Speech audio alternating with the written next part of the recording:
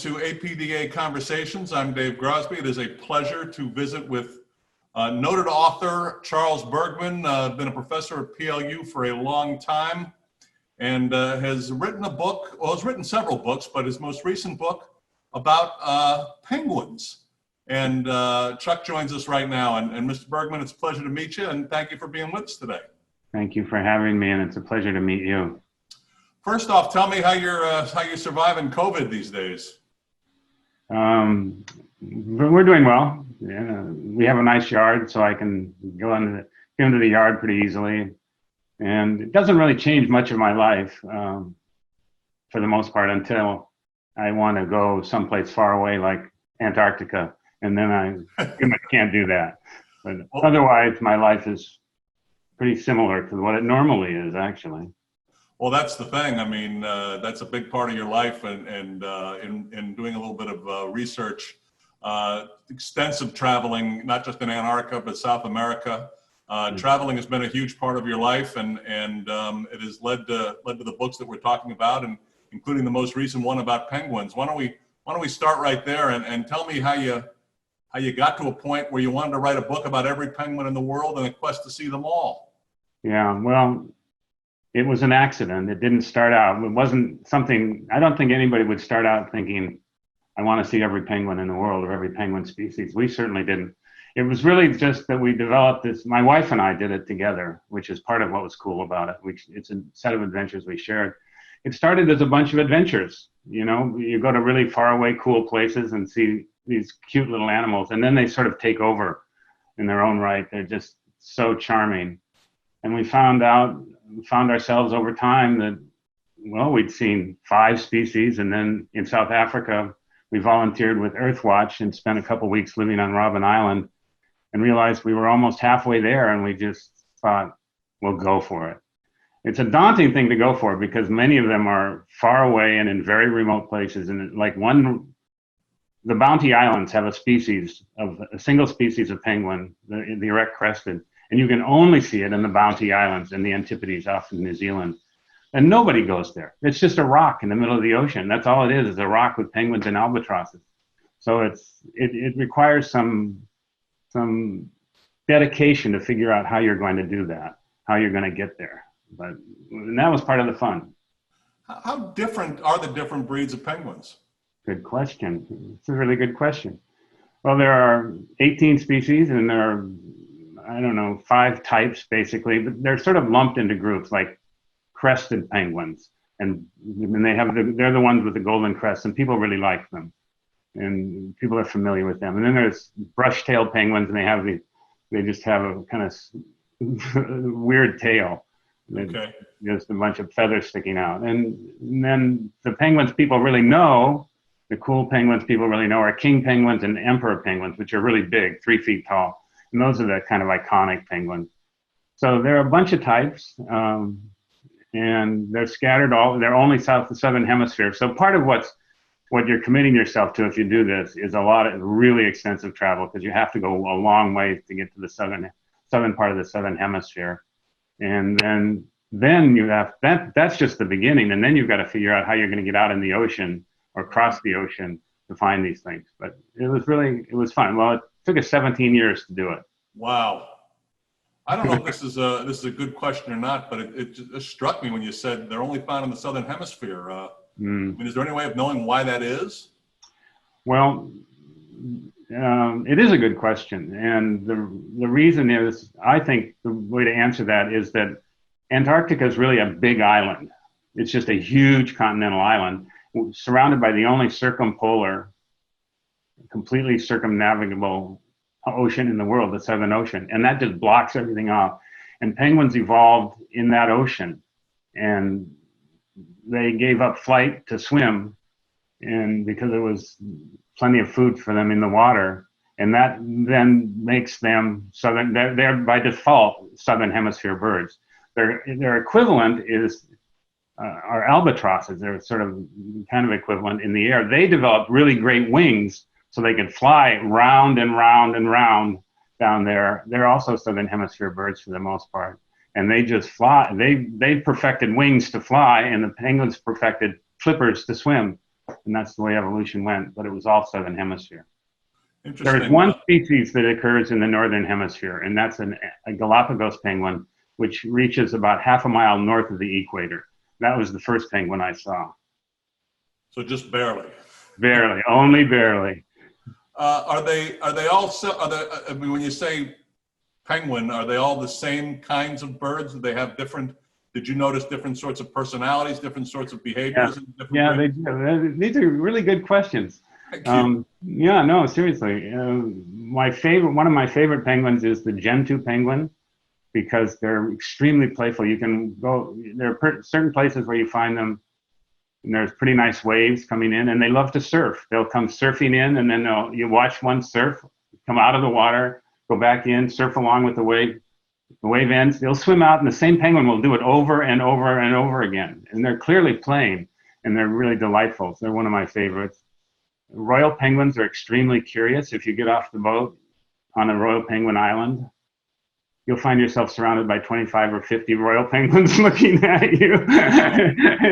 You got a little entourage of penguins as you walk down the beach. It's really delightful.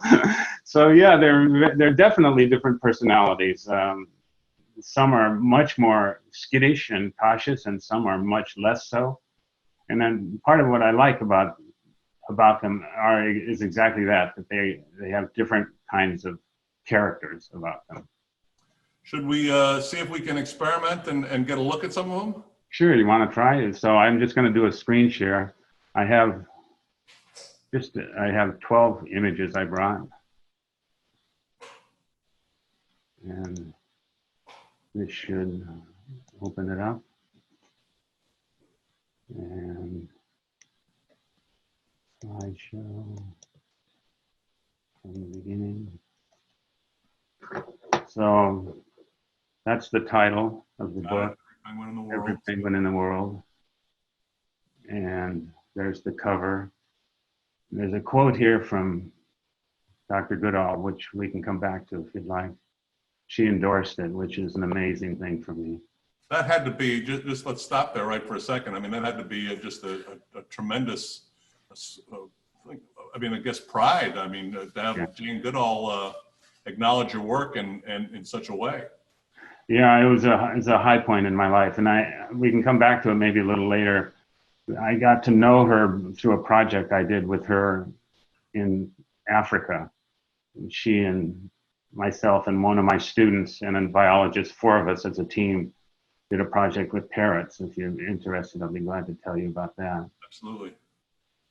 And then, so emperor penguins. Here's an example of personality. These chicks are just adorable. Yeah. Absolutely adorable.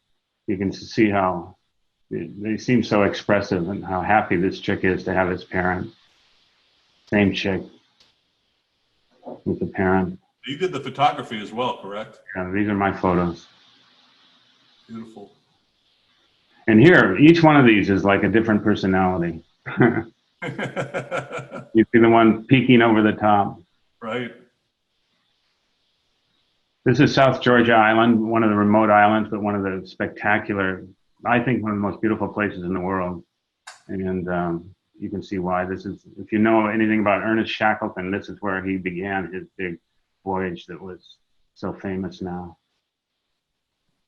And king penguins, which I love, this is on a different island, another very remote island. But what's cool about this photo is that this pair walked down the beach holding flippers like this. And it was absolutely intentional. Wow. It was because they made a point of holding on. It's like they're holding hands, like a couple of teenagers. Crested penguins, these are macaroni penguins. And these are males that have just come back from a winter at sea. The females are already at the nest, and I just love this. This photo is like the boys are back in town. They've got a real sense of purpose about them. And you may not know why they're called macaroni penguins, but if the minute I explain it, it'll make sense to you. American whalers named them macaronis. An American in the 19th century who was particularly, shall we say, made a point of his physical appearance a lot, were considered Italianate, and they were called macaronis. So our song about Yankee Doodle going to town, riding on a pony, stuck a feather in his cap and called it macaroni. Right. That's the story. I'll be darned. This is this penguin is on this is on Antipodes Island. This is the erect crested I mentioned. They're found only here, only on these rocks.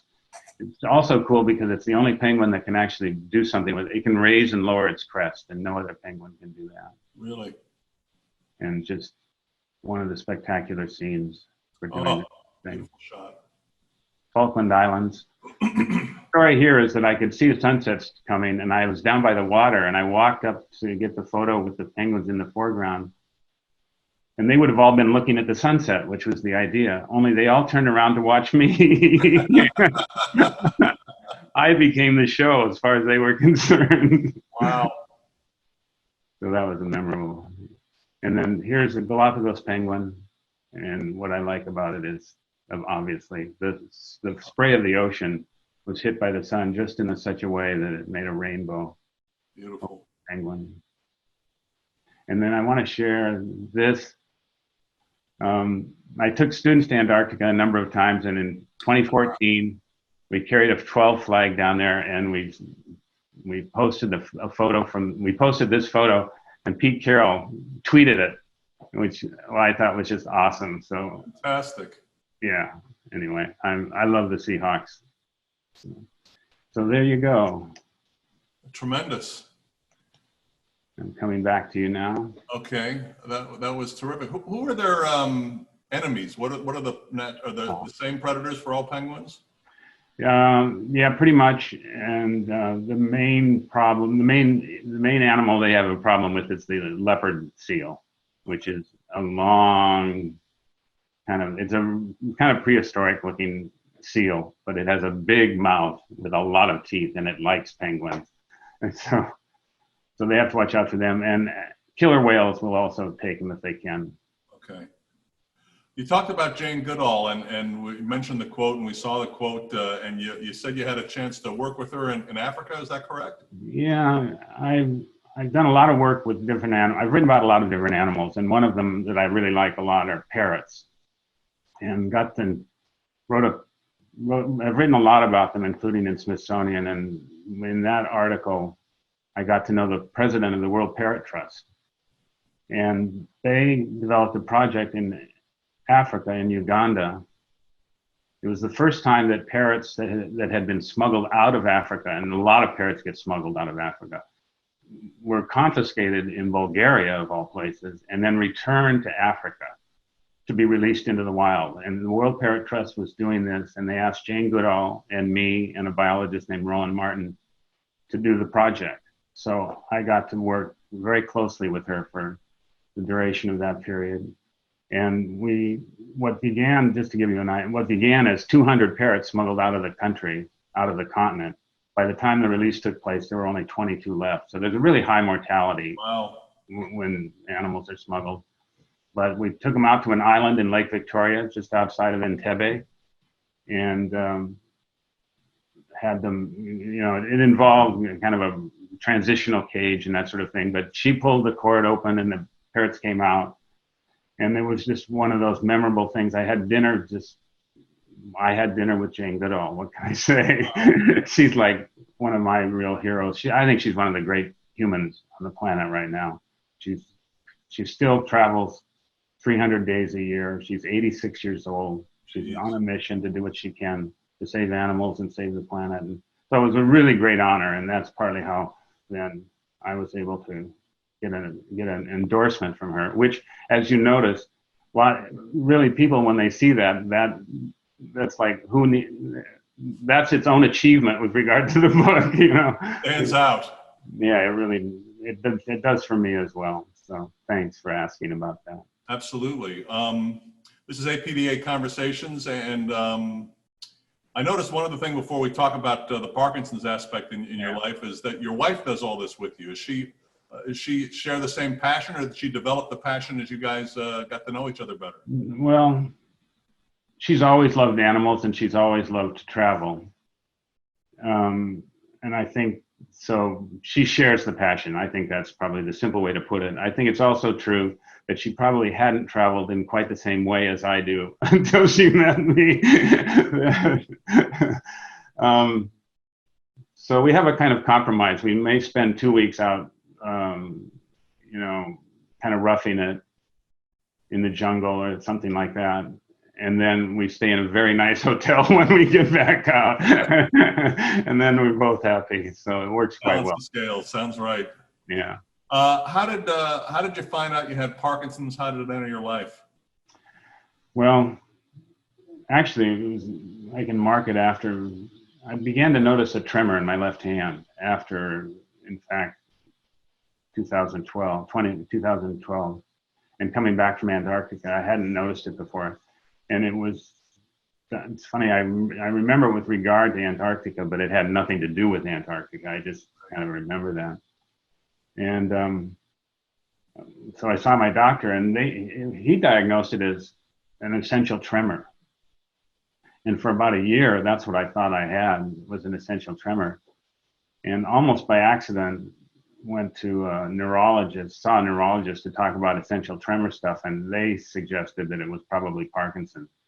So I got diagnosed in 2014, August of 2014, with Parkinson's. And that was kind of, that was a daunting moment. There was, yeah. There's not, the way I actually talk about it a little bit in the book, and I've long felt, and this was one of those moments, that we're all, especially if we age, we're a doctor's visit away from our own mortality, that we can hear at any particular moment some serious news in a doctor's office. And at first I was really sort of stunned by the news. My self-image doesn't involve, I guess you would call it some kind of handicap or something like that. Sure. But the more I thought about it, well, one of the things I did right away is I started reading stuff by Michael J. Fox, and he was an inspiration to me. I really remember that. And I remember him describing himself as happy, and I found that difficult to kind of comprehend, that you wind up with this diagnosis and then call yourself happy.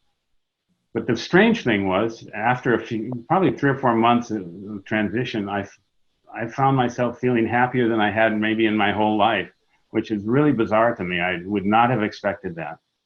And part of it was that the way I feel about it is that in that doctor's office, if you're going to get bad news, there's a lot of worse news you can get than Parkinson's.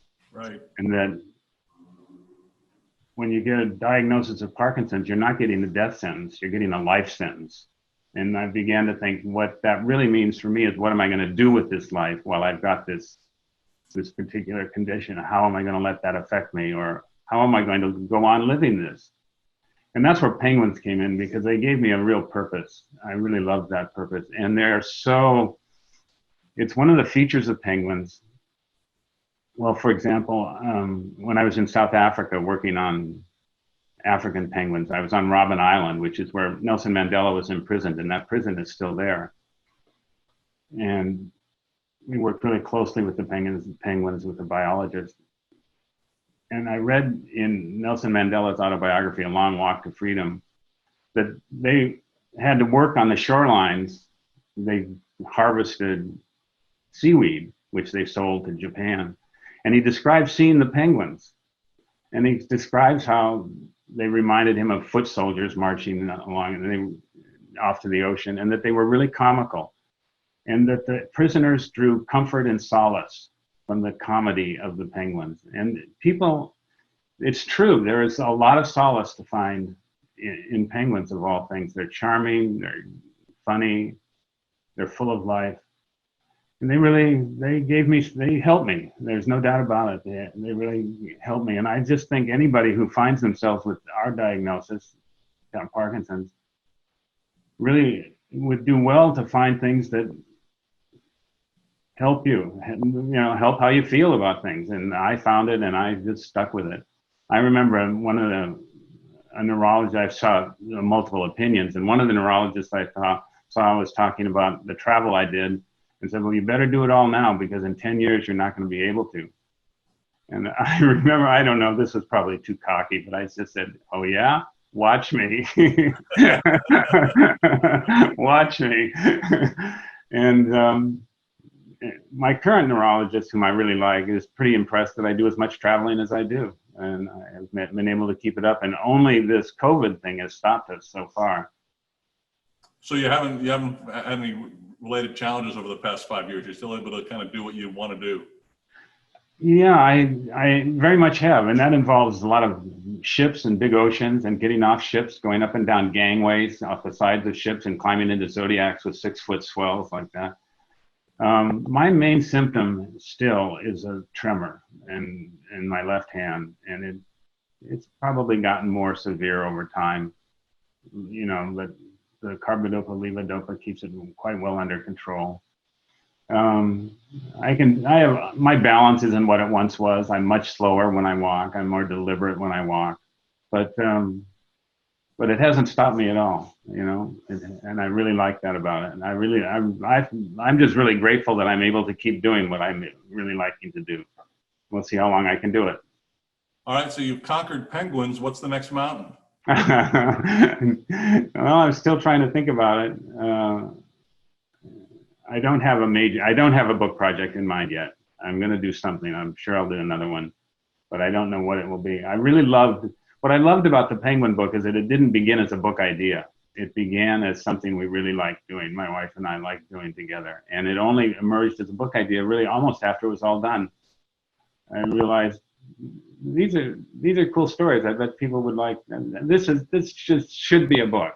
And I found people at Sasquatch Publications, Sasquatch Books in Seattle, agreed, and they published it. And I really have loved working with them too. It's been published for about a month. I saw it on Amazon, so I imagine that's the place where the easiest place for people to get it. Easiest place to get it, Amazon, or there are a lot of indie booksellers in town, and Barnes and Noble has it. Amazon's the easiest. And yeah, it's the way I describe it. It's got a lot of photos. It's got 170 photos, and the text is story-driven, fact-friendly, but story-driven. It's not really primarily about facts, though it's got them in there, but it's the stories that I wanted to tell. Still teaching? No, I've retired 3 years ago. I guess 3 years ago. I still have led groups, alumni now. I've led alumni back to South America who wanted to travel with me.